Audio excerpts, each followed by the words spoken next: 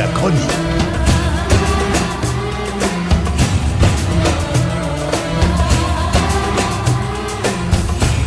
Arc-en-ciel info.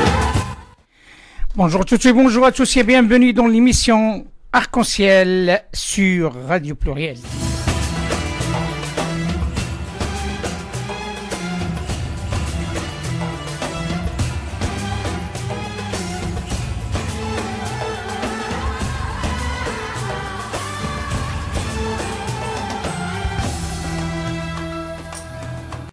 Mesdames et messieurs, retour à l'antenne, comme ça a été annoncé, nous sommes heureux de recevoir dans notre émission Monsieur Moussa Khadimullah, diplômé de 3e cycle de l'école des hautes études en sciences sociales, chercheur associé au Centre Analyse et d'intervention sociologique, fondé par Alain Turenne, affilié au groupe de sociologie sur religion et laïcité. Moussa Khadimullah, bonjour et bienvenue dans l'émission Arc-en-ciel. Bonjour à tous et à toutes. Comme vous le savez, donc, comme on a échangé, donc nous sommes en train de travailler sur ce dossier de l'islam, de le traiter d'une manière transversale à travers un grand nombre d'intervenants, musulmans et non musulmans, et surtout des franco-maghrébins, pour montrer cette valeur ajoutée et qui est malheureusement souvent pas trop bien écoutée par les autorités. Il est temps que cette force soit bien écoutée parce qu'il y a quelque chose à donner et nous sommes heureux d'échanger avec vous ce jour sur ce message d'espoir, ce message de paix qui s'appelle les nouvelles formes de mobilisation collective de nos concitoyens pour une paix durable. Avec plaisir. Ben écoutez, ma première question est simple. Quel état de lieu que vous avez sur cet islam de France, notamment sur le réel, sur le quotidien, et après on parlera bien entendu tout ce que vous proposez à travers vos recherches, les différentes formes de mobilisation collective.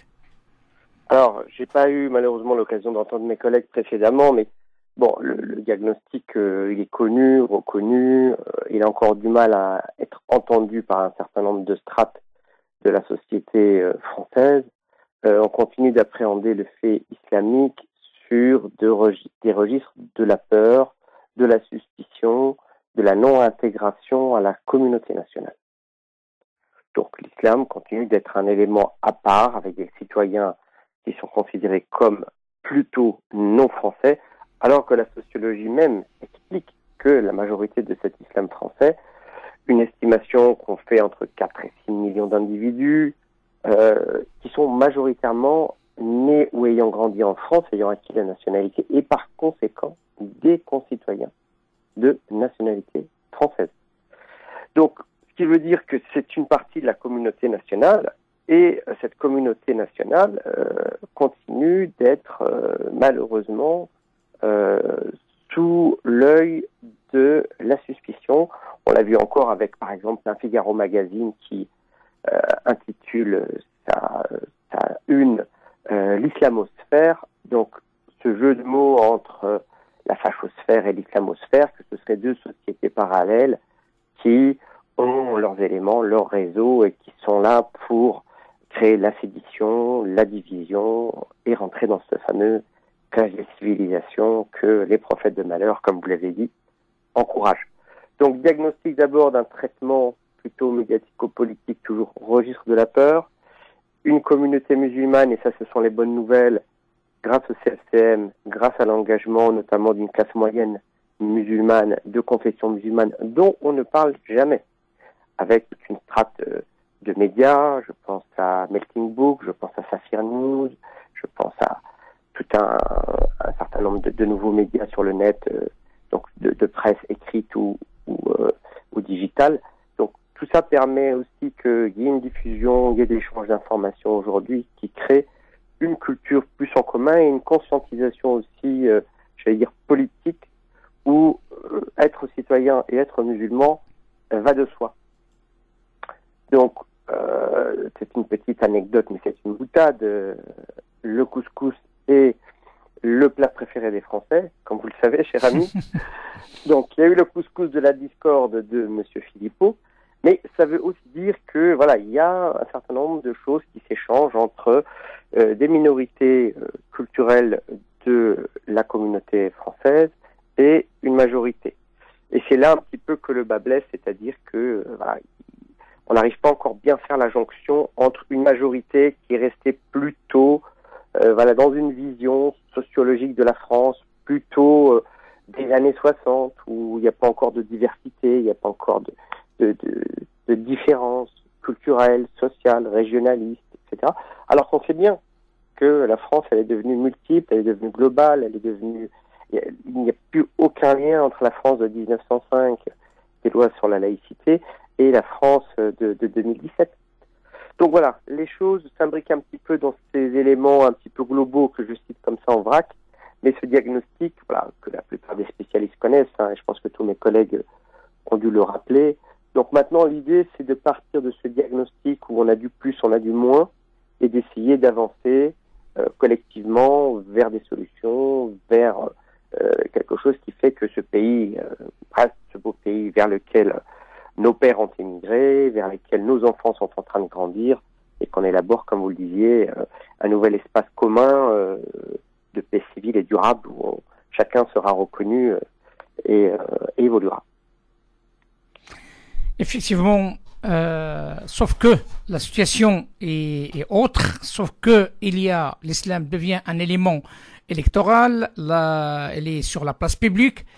Comment, selon vous, peut-on mobiliser et sauver cette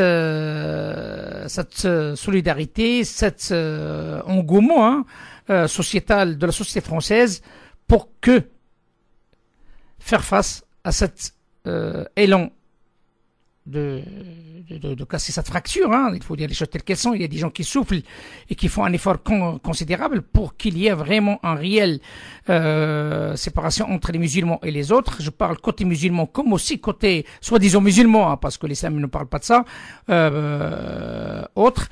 Et les autres aussi, hein, les Français, d'autres Français, intellectuels parfois, ça me touche à titre personnel. Je vois ces gens-là, ils passent dans les chaînes télé et ils ne cessent pas d'alimenter l'amalgame. Comment, selon vous, peut-on sauver cette unité nationale et quelles sont les formules qui sont adéquates selon vous, pour la faire avancer? Alors, la question est complexe, hein, il faut rester humble. Voilà. Là, on est en face d'un certain nombre de défis. Je pense que la première chose dont le pays a besoin, c'est une évolution des mentalités. Donc, on le sait, on a affaire dans toutes les strates du pouvoir, politique, médiatique, des entreprises, à une génération X, la génération des baby-boomers en France. Donc, tout un tas de gens nés après la Seconde Guerre mondiale et qui, effectivement, ont grandi avec plutôt un imaginaire fait de préjugés, de non-compréhension, et qui appréhendent le fait islam plutôt sur le mauvais registre. Islam égale banlieue, égale délinquance, égale prison, égale potentiellement terroriste. D'accord ? Donc, toute cette classe de baby boomers est en train de péricliter. Dans le monde politique, on l'a vu avec l'élection du président Macron, toute une équipe de jeunes qui sont arrivés au pouvoir, un président qui a 40 ans, une génération de jeunes députés En Marche qui ont intégré l'Assemblée nationale, 19 députés issus de minorités dites visibles. Bon, tout ça, c'est en fait de l'injection de sang neuf, d'une vision neuve qui vient casser un peu cet aspect clivant de la société. Donc c'est des gens qui ont grandi avec des gens complètement divers, à l'école, au travail. On a grandi avec Stéphanie, Laurent, Mohamed, Mamadou, Fatoumata, voilà, des gens qui avaient une diversité de choses, et cette diversité qui est la France plurielle d'aujourd'hui, elle doit être comprise, institutionnalisée. Donc je pense que ce changement de génération qui est en train de se produire est positif parce que il va notamment, par un effet de levier, permettre la réduction des discriminations faites à ces minorités. Je donne un exemple. Le monde de l'entreprise aujourd'hui est en train d'intégrer dans les strates de pouvoir, dans les conseils d'administration. On parle beaucoup de la représentativité des femmes dans les entreprises du CAC 40, dans les conseils d'administration du CAC 40. La même chose est en train de se produire aussi avec l'ensemble des minorités dites visibles. Donc tout ce changement va aussi créer, par effet de domino, une façon de recruter qui va être différente. On va donner plus sa chance à des individus qui, avant, avaient des difficultés. Je vais donner une statistique.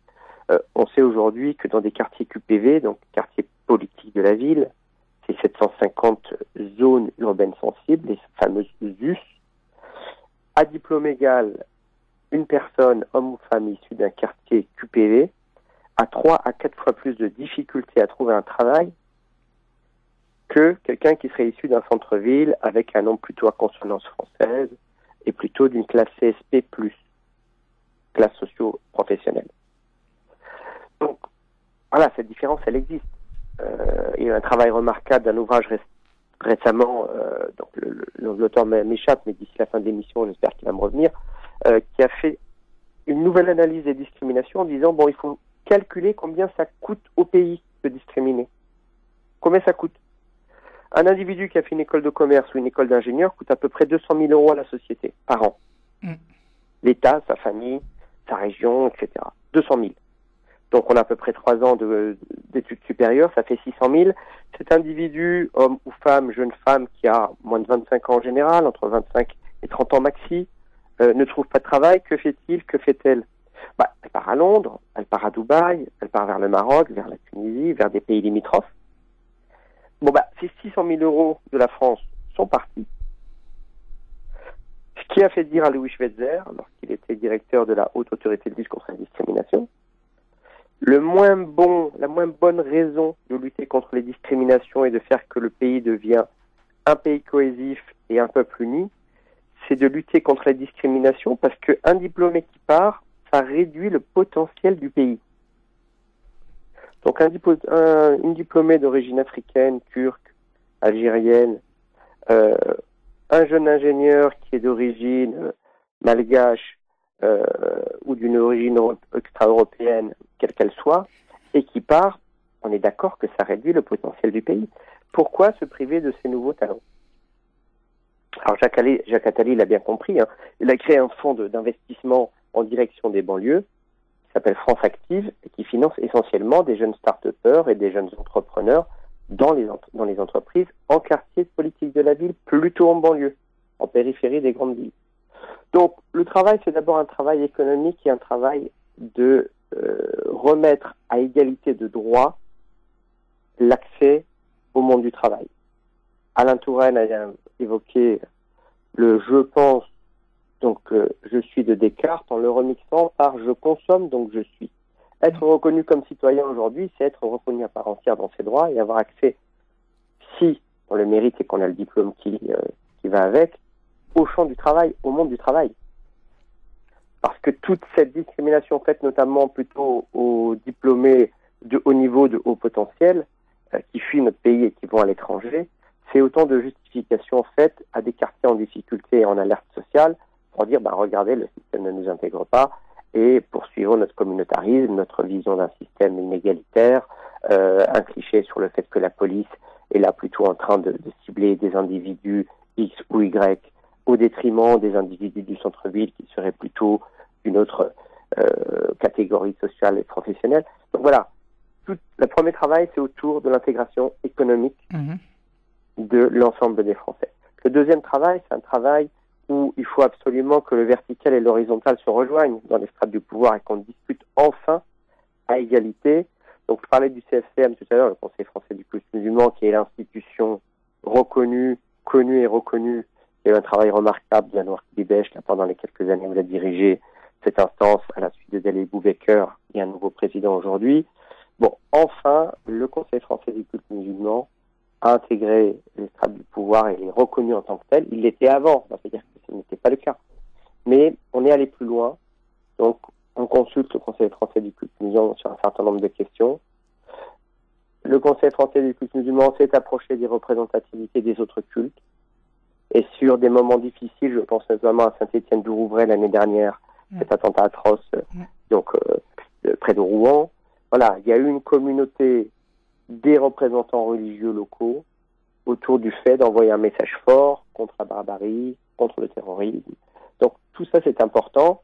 2 villes au moins en France ont créé un conseil de dialogue interreligieux et citoyen, c'est Bordeaux et c'est Grenoble. Et ces instances sont écoutées par le politique local qui les consulte avant de prendre des décisions notamment sur les plans d'occupation des sols par exemple.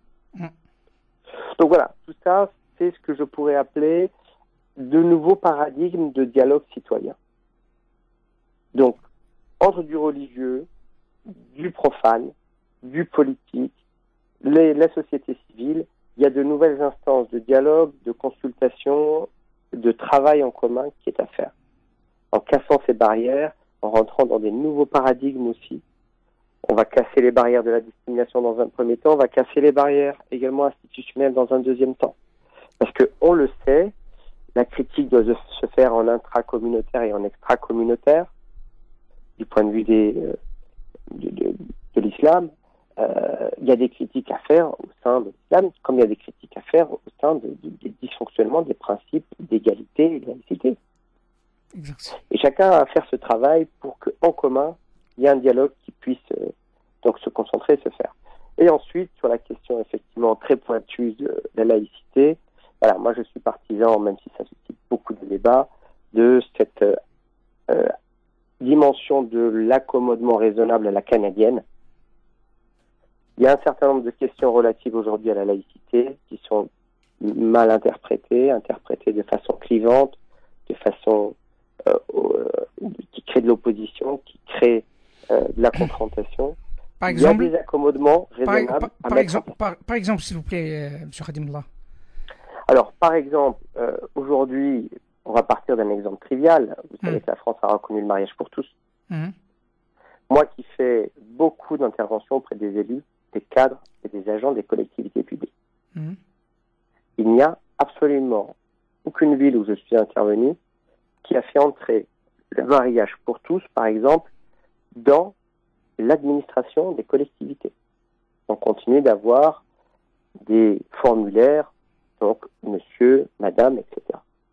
Bon, ce qui est vrai pour le mariage pour tous est vrai également pour la reconnaissance du sujet de la laïcité et du traitement des usagers qui revendiquent une confession. On continue à avoir donc des personnes qui sont arrêtées devant les mairies et à qui on précise que rentrer avec un voile dans un lieu public peut être un problème. C'est une discrimination faite aux citoyens. Les agents qui reçoivent des individus, notamment je pense à des femmes voilées toujours, qui viennent retirer une carte d'identité, doivent se dévoiler pour faire reconnaître qu'elles sont la détentrice de la carte d'identité ou du passeport qu'elles viennent retirer. Bon, si cette dame demande à être reçue par une personne féminine, c'est en général systématiquement un refus de l'agent. Alors que cet accommodement raisonnable dont je parle permet à l'agent de dire, écoutez madame, je vais voir si un agent féminin est disponible, auquel cas vous pourrez être traité par elle. Et ça ne pose aucun problème particulier. C'est de l'accommodement. Donc, et non pas de fonctionner en confrontation, en disant écoutez madame, ici c'est un endroit laïque, et de refaire la leçon en disant à l'usager qui se présente, alors pour des raisons, alors ça peut être très bien un monsieur sikh avec son turban. C'est exactement la même problématique. Exact. Vous voyez ? Exact. Donc, aujourd'hui, cet accommodement raisonnable, on sait qu'il y a des latitudes dans les lois de laïcité qui, je le répète et je le signale, l'objectif principal des lois de laïcité de 1905, avec ces 2 articles, c'est d'abord de favoriser la liberté de conscience, l'égalité des droits et une communauté de vie de l'ensemble des citoyens et d'encourager la paix civile, l'ordre public. Bien sûr. Donc on n'a pas à être plus laïque que l'esprit de la lettre, on n'a pas à être moins laïque que l'esprit de la lettre. Donc un concitoyen qui arriverait pour une raison religieuse, ça peut être une personne qui demande à être reçue si elle est femme, athée, agnostique ou religieuse, à être reçue dans un hôpital public par une femme au service des urgences gynécologiques. On est exactement dans la même problématique. L'institution a la latitude de dire oui, c'est possible, Voilà, éventuellement, tel collègue peut vous recevoir. Ou au contraire, non, ce n'est pas possible, allez dans l'hôpital d'à côté. Et à la mairie, non, ce n'est pas possible, le service ne le permet pas, revenez demain. Et la personne reviendra demain. Et là, on rentre dans l'accommodement raisonnable. Et vous voyez comment on règle une des problématiques sans qu'il y ait automatiquement de la confrontation, de l'hystérie collective, etc. Ça demande beaucoup de temps, M. Khadim. Oui, ça demande beaucoup de temps. Ça suppose qu'on reforme les personnels, les collectivités sur l'esprit de la laïcité. Donc, qu'on forme également les concitoyens parce que un concitoyen a parfaitement le droit de porter des symboles physiques ou vestimentaires de l'adhésion à une foi. C'est la liberté de conscience. Mais voilà, l'esprit de la loi demande aussi aux concitoyens d'être dans du non-prosélytisme par rapport à sa confession religieuse, par rapport à sa philosophie, par rapport à ses orientations politiques.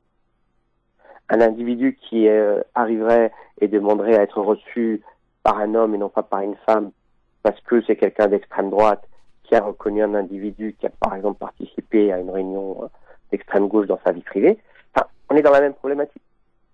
Donc il y a toute une zone d'accommodement possible, d'accommodement raisonnable que Charles Taylor a proposé au Canada et qui ont été appliqués et qui organise une société du meilleur vivre ensemble. Et donc c'est le troisième un peu niveau de la fusée que j'évoquais avec la discrimination et tout le sujet institutionnel de nouvelles instances citoyennes de participation. Voilà, la participation des citoyens, la participation d'instances de la société civile, la reconnaissance du politique de l'ensemble de ces instances. Bon, tout ça, c'est des éléments avec ces espaces d'accommodement raisonnable qu'on peut mettre en place. C'est ce qui me paraît être une bonne formule. Je ne pense pas qu'il y en a qui soit parfaite, mais une bonne formule avec ces trois niveaux de la fusée.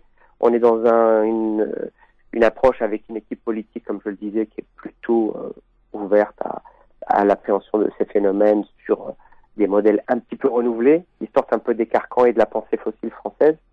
C'est Tocqueville qui disait que le français a tendance à fonctionner en cercle et qu'il fallait, notamment de la part du politique ou de la part de l'intellectuel, casser les cercles de la pensée.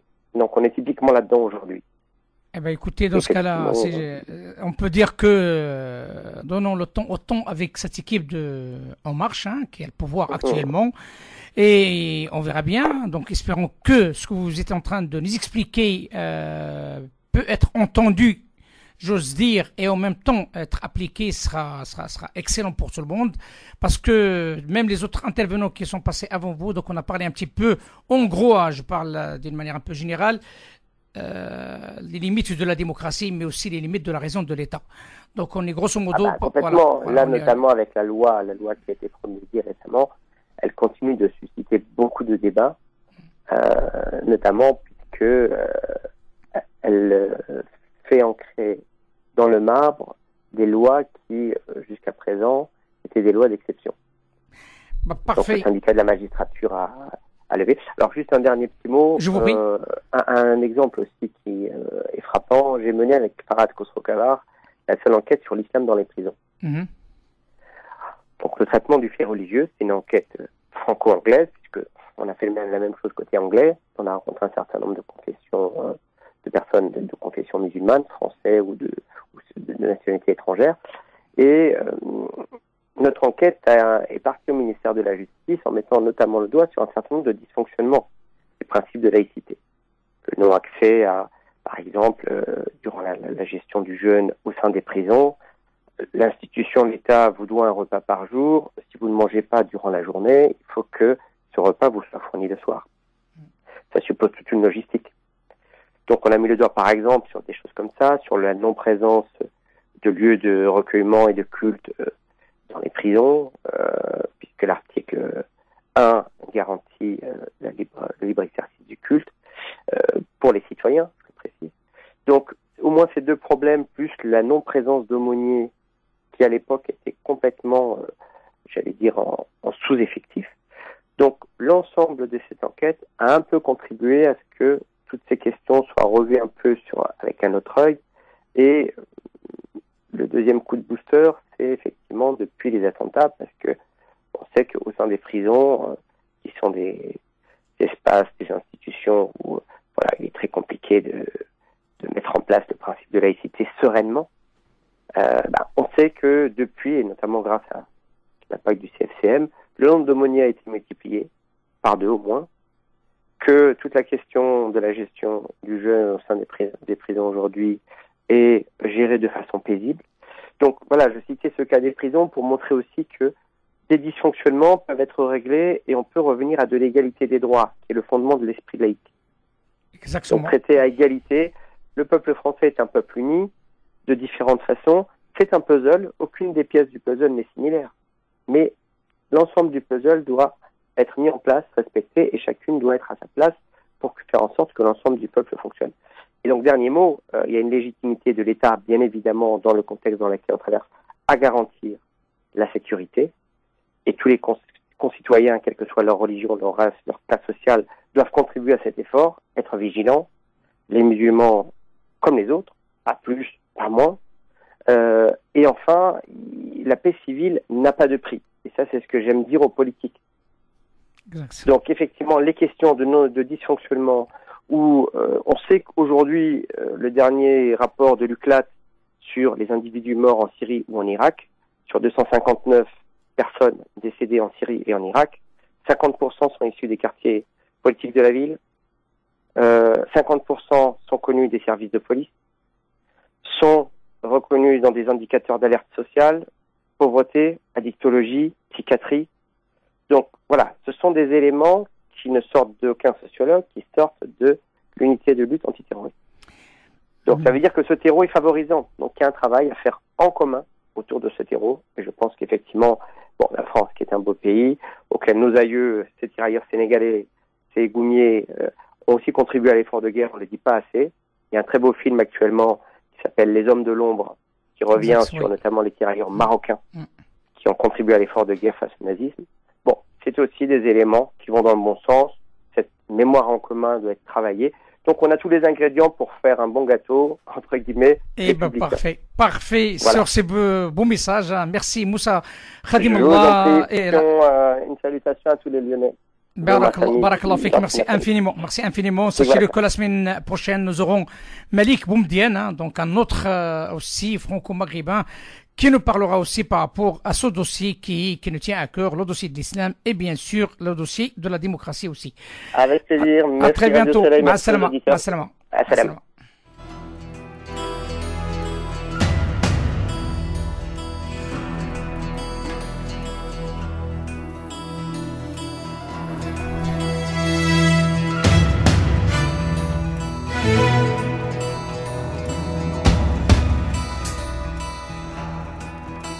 Arc-en-ciel, votre émission marocaine, chaque dimanche de 14h à 15h pour